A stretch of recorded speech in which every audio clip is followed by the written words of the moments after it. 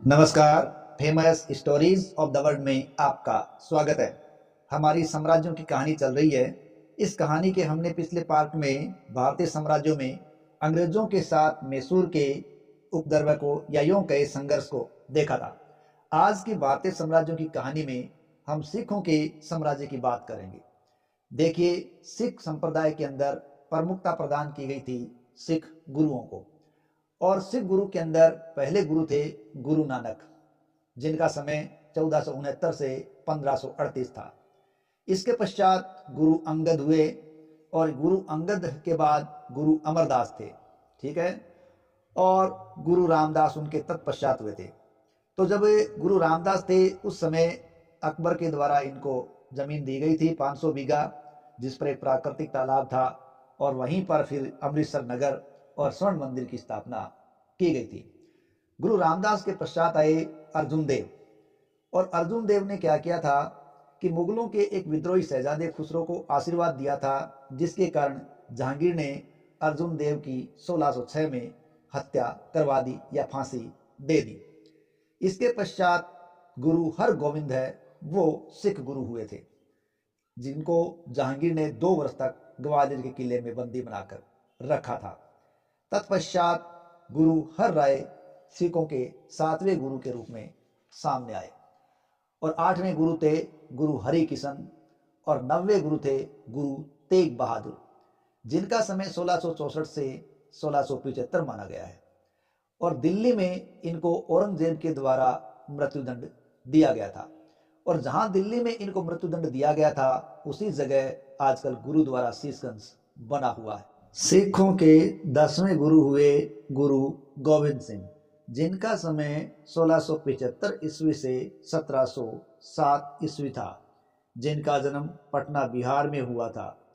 देखिए, इन्होंने सिखों के अंदर पंच मकार, केस, कड़ा, कच्छा, कंगा और कृपाण धारण करने का आदेश दिया था। गुरु गोविंद सिंह ने पंजाब में मखोवल या आनंदपुर में अपना मुख्यालय बनाया, और 1699 ईस्वी में खालसा की स्थापना कर दी थी। साथ ही साथ सिखों को इन्होंने कट्टर सैनिक संप्रदाय बनाने में भी सफलता प्राप्त की थी। औरंगजेब ने इनके 2 पुत्रों को जीवित दीवार में ही सुनवा दिया था। देखिए, गुरु गोविंद सिंह है, उन्होंने कई किले भी बनवाए थे। इन्होंने 10वें बादशाह का ग्रंथ लिखा था, और 1704 में औरंगजेब को जफरनामा नामक फारसी भाषा में पत्रों का एक संग्रह लिखकर भी भेजा था। इन्होंने अपनी मृत्यु से पहले 2 कार्य कर दिए थे। एक तो ये कि इन्होंने मृत्यु से पहले ही गुरु की गद्दी को समाप्त कर दिया था, और आदि ग्रंथ की शिक्षाओं को ही गुरु मानने का उपदेश या आदेश दे दिया। गुरु हरगोविंद को सच्चा पातशाह भी कहा गया है। इन्होंने दूसरा कार्य ये किया कि उन्होंने गुरु बख्श सिंह नामक बैरागी को अपने अनुयायियों के साथ राजनीतिक नेतृत्व प्रदान करने के लिए पंजाब भेज दिया था। ये गुरु बख्श सिंह नामक बैरागी बंदा बहादुर के नाम से प्रसिद्ध थे।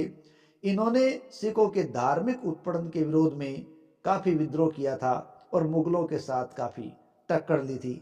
देखिए, बंदा बहादुर पहले सिख राजनीतिक नेता थे, जिन्होंने प्रथम स्वतंत्र सिख राज्य की स्थापना की थी, और इनकी राजधानी सर हिंद थी।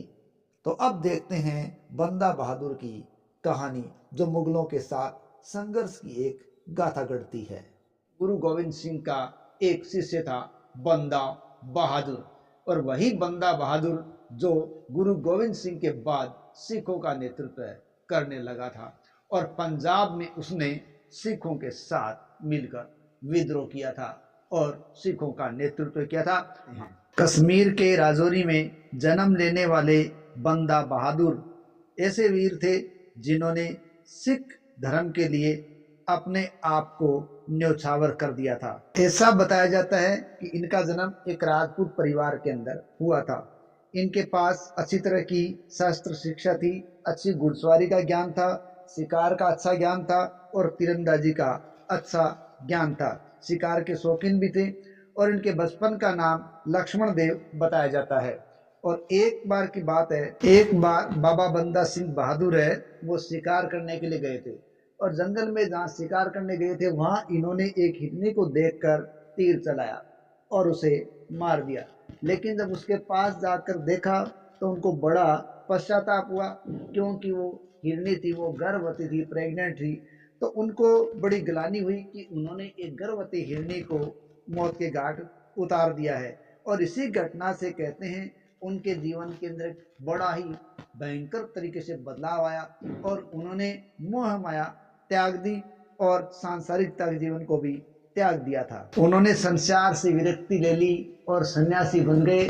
सन्यास धारण करने के बाद वो एक सन्यासी के वेश में ही इधर उधर घूमते रहते थे और उन्होंने अपना नाम भी बदल लिया था। लक्ष्मण देव से अब उन्होंने अपना नाम माधोदास कर लिया था। ऐसे ही घूमते घुमाते वो नासिक पहुंचे और वहां नासिक पहुंचकर बाबा ओगड़नाथ के शिष्य वहां जाकर बन गए थे। बताया जाता है कि बाद में बंदा बहादुर घूमते हुए 1691 ईस्वी में नांदेड़ पहुंचे थे और नांदेड़ में पहुंचकर उन्होंने वहां एक आश्रम की स्थापना कर ली।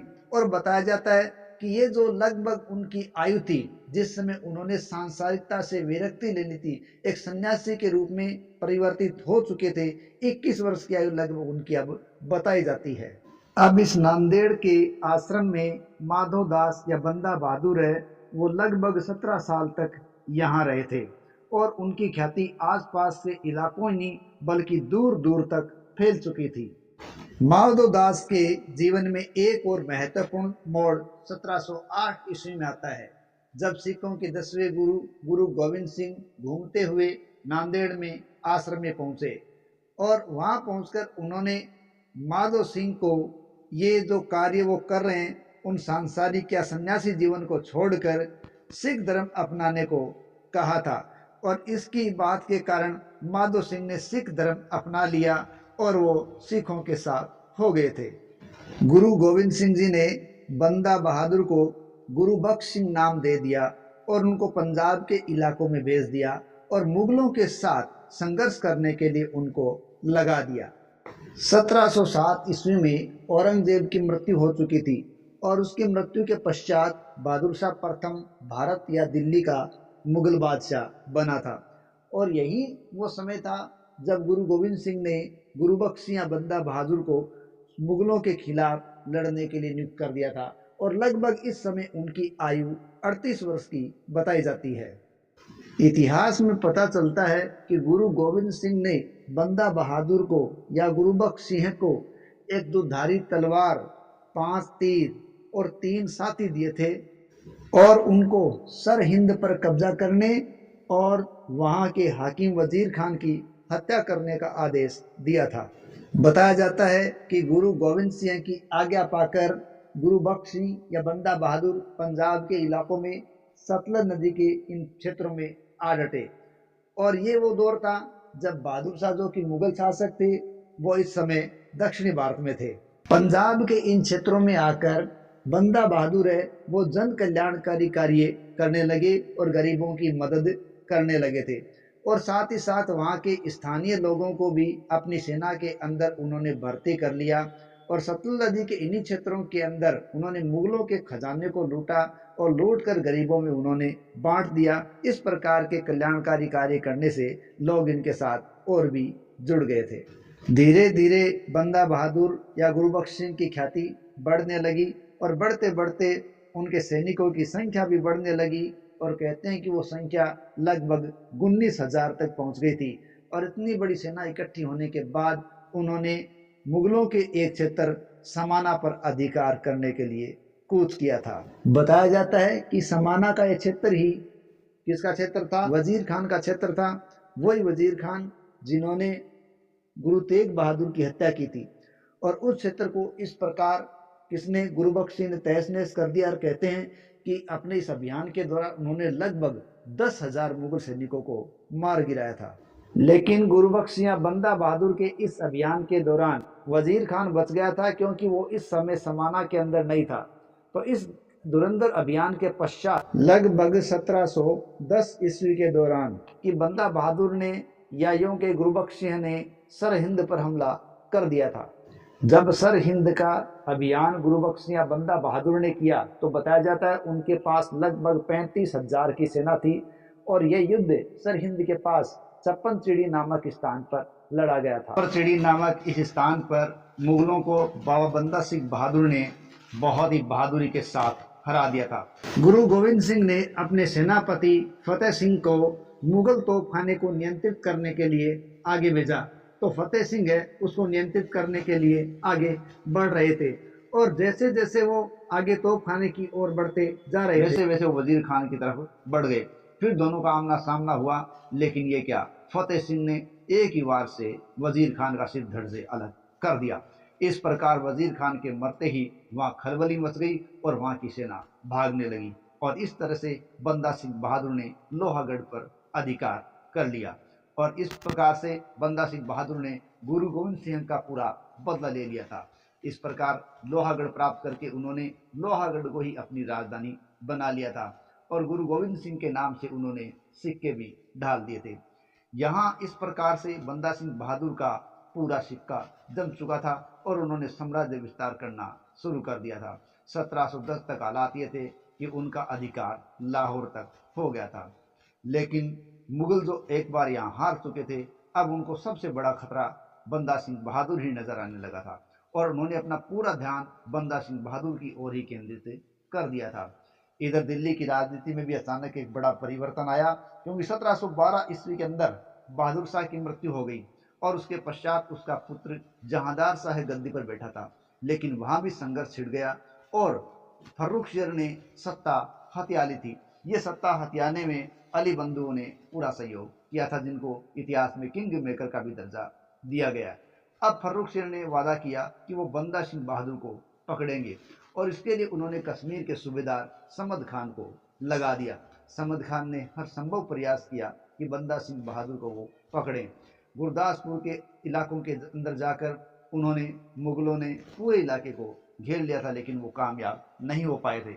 लेकिन उन्होंने बाद में एक चाल चली और गुरदासपुर की तरफ आने वाली रसद सामग्री के जो सारे रास्ते थे, उन सारे रास्तों को रोकने का काम कर मुगलों ने गुरदासपुर की ओर आने वाली रसद सामग्री इसलिए रोकी क्योंकि इस समय गुरदासपुर के अंदर ही बंदा सिंह बहादुर रह रहे थे और मुगल सेना उनको पकड़ना चाहती थी। लेकिन गुरदासपुर की राशन सामग्री रोकने से लगभग 5 महीने के दौरान ही उस गुरदासपुर के किले के अंदर भोजन पानी आदि की कमी हो गई और बड़ी मुश्किलों का सामना करना पड़ा। बताया जाता है कि उस दौरान बंदा सिंह बहादुर और उसके साथियों ने घास फूस आदि को खाकर अपना टाइम निकालना शुरू कर दिया, लेकिन इससे उनकी शारीरिक हालत है वो कमजोर होती चली गई। इधर समद खान भी किले में प्रवेश करने का प्रयास करता रहा और इसी प्रयास के अंदर कहते हैं घेरा डाले लगभग 8 महीने हो गए। तब 1715 दिसंबर के महीने में समद खान है उसके अंदर प्रवेश करने में कामयाब हुआ और वहाँ संघर्ष हुआ। उस संघर्ष में कहते हैं बंदा सिंह बहादुर के 300 साथी मारे गए और बाद में बंदा सिंह बहादुर को कैद कर लिया गया और फर्रुख शेर के कहने पर बंदा सिंह बहादुर को उसके साथियों से कैद करके दिल्ली ले जाया गया था। बंदा सिंह बहादुर के जो साथी मारे गए थे, मुगलों ने उनके सिरों के भालों पर लटका रखा था, साथ ही साथ एक पिंजरे में बंद करके बताया जाता है कि बंदा सिंह बहादुर को हाथी पर बैठाकर रख कर ले जाया गया। तो शासक के साथ सेना में थे उन सब को रास्ते में यातनाएं दी जा रही थी, क्योंकि लमावजे के साथ पूरे हथियारों के साथ मुगल सेना नायक उनको परेशान करते जा रहे थे। बाबा बंदा सिंह बहादुर और उसके मुख्य 23 साथियों को तो जेल में बंद करने का आदेश दे दिया गया था और बाकी को दिल्ली के कोतवाल के हवाले कर दिया गया ताकि वो उनके अनुसार कार्य कर सके। दिल्ली के कोतवाल ने सैनिकों को 7 दिन तक कैद में ही रखा और 5 मार्च 1716 की बात है कि उन्होंने उन लोगों को कहा कि वो इस्लाम धर्म स्वीकार कर ले, लेकिन सभी सिख समुदाय के लोगों ने इस्लाम धर्म कबूल करने से इनकार कर दिया था। बाद में कोतवाल ने आदेश दिया कि या तो इस्लाम धर्म कबूल करो या सिर धड़ से अलग करो, लेकिन किसी भी सिख सैनिक ने उनकी बात नहीं मानी। बाद में कोतवाल एक एक सिख सैनिक को बुलाता और उसे इस्लाम धर्म कबूल करने की कहता। अगर वो नहीं करता तो उसका सिर धड़ से अलग कर दिया जाता। इस प्रकार किसी भी सिख सैनिक ने उसकी बात नहीं मानी और 7 दिन तक दिल्ली का कोतवाल इसी प्रकार कत्ले आम करता रहा और कोई फायदा नहीं हुआ, उसकी बात किसी ने नहीं मानी। अंत में कोतवाल ने यह निश्चय किया कि इनको कैद में ही रहने दें। कुछ दिनों तक अगर ये कैद में रहेंगे तो अपने आप ही ये इस्लाम धर्म कबूल करने के लिए तैयार हो जाएंगे। दिल्ली का ये कोतवाल जब भी इन बंदियों को देखने वहाँ फिरता रहता था, तो जब वो बंदा बहादुर की कैदगाह के बाहर से निकलता तो वो देखता कि हर समय बंदा बहादुर है वो मोतियों की माला में मोती गिनते रहते थे। वो ये देखा करता था। 7 जून 1716 को दुखदायी घटना हुई जब बंदा सिंह बहादुर को उसके कुछ साथियों के साथ दिल्ली का कोतवाल और कुछ सैनिक है वो बहादुर शाह की कब्र पर ले गए और वहाँ कब्र पर ले जाकर उनको वहाँ पर सिर झुकाने और उस कब्र की परिक्रमा करने के लिए कहा गया। लेकिन बंदा सिंह बहादुर और उसके सैनिकों ने ऐसा करने से इनकार कर दिया। तब कोतवाल के द्वारा बंदा सिंह बहादुर के 4 साल के पुत्र को वहाँ लाकर बिठाया गया, लेकिन उसके बावजूद भी बंदा सिंह बहादुर ने सिर झुकाने परिक्रमा करने से इनकार कर दिया। तो उनके इस पुत्र अजय सिंह के उन्होंने टुकड़े टुकड़े बंदा सिंह बहादुर के सामने ही कर दिए, लेकिन वहाँ बंदा सिंह बहादुर बड़ी ही खामोशी के साथ वहीं बैठे रहे। बाद में उन्होंने उनके पुत्र अजय सिंह के दिल को निकालकर जबरदस्ती बाबा बंदा सिंह बहादुर के मुंह के अंदर ठूंस दिया, लेकिन बाबा बंदा सिंह बहादुर ने किसी प्रकार की प्रतिक्रिया नहीं दी और वहीं बैठे रहे। लेकिन बाबा बंदा सिंह बहादुर कोई साधारण इंसान नहीं थे, सब कुछ खामोशी से सहा। बाद में कोतवाल ने बंदा सिंह बहादुर को धर्म परिवर्तन करने के लिए कहा, लेकिन फिर भी बंदा सिंह बहादुर वहाँ खामोश रहे। तो कोतवाल और वहाँ सेना के द्वारा उनके शरीर पर तलवार से वार किए गए और बाद में खंजर से उनकी दोनों आंखें निकाल ली गई और गर्म सलाखों के द्वारा उनके शरीर पर जगह जगह दाग भी लगाए गए। उनके शरीर से मांस भी नोचा गया। कुल मिलाकर जितना भयंकर कष्ट देना था उतना भयंकर कष्ट है मुगल सेना के द्वारा दिया गया और बहुत ज़्यादा कष्ट उनको दिए गए। लेकिन अंत में मुगल सैनिकों के द्वारा उनका सर धड़ से अलग कर दिया गया।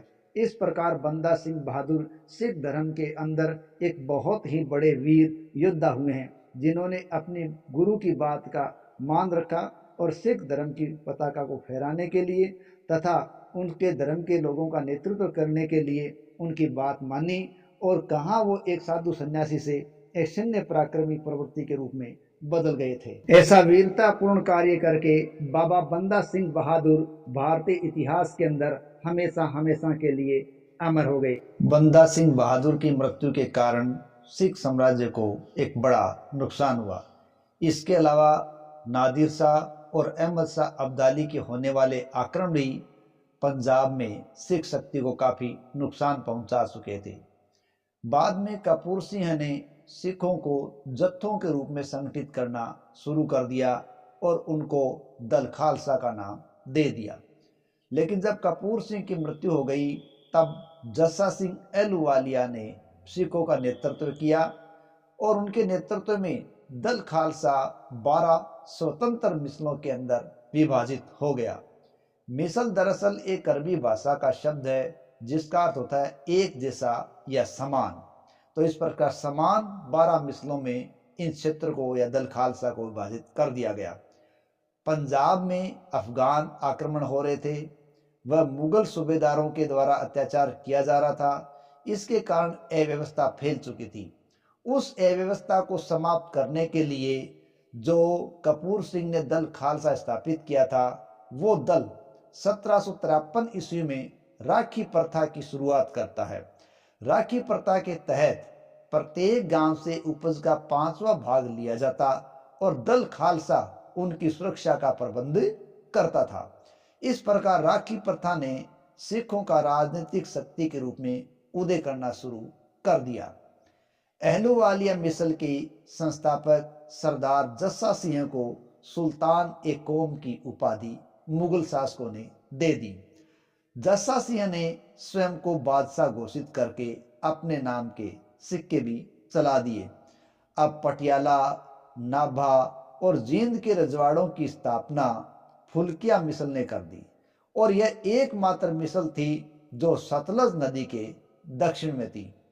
फुल्किया मिसल के सरदार आला सिंह को अहमद शाह अब्दाली ने 1765 ईस्वी में तबल ओ आलम, एक नगाड़ा और एक निशान भेंट किया था। ध्यान रहे 1761 ईस्वी के अंदर अहमद शाह अब्दाली ने पानीपत के तीसरे युद्ध में मराठों को बुरी शिकस्त दी थी। सिखों ने 1764 ईस्वी में पंजाब में अफगान आक्रमणकारियों को रोकने के लिए देग, तेग और फतेह का नारा दिया। इन नारों से युक्त शुद्ध चांदी के सिक्के चलवाए, जो पंजाब में सिख संप्रभुता की शुरुआत मानी जाती है। आधुनिक पंजाब के निर्माण का श्रेय सुकर चकिया मिसल को दिया जाता है और महाराजा रणजीत सिंह, जिन्होंने सिख समाज के अंदर एक बड़ा मुकाम प्राप्त किया है, वो सुकर चकिया मिसल के प्रमुख महासिंह के पुत्र थे। और सुकर चकिया का यह मिसल प्रभावी है, वो रावी और चिनाब नदियों के बीच में हुआ था। तो आज तक की कहानी में यहीं तक की कहानी देखेंगे। अगले साम्राज्यों की कहानी में सुकर चकिया मिसल के प्रभावशाली शासक हुए रणजीत सिंह से सिख साम्राज्य के आगे की कथा की शुरुआत करेंगे। तब तक के लिए जय हिंद, जय भारत।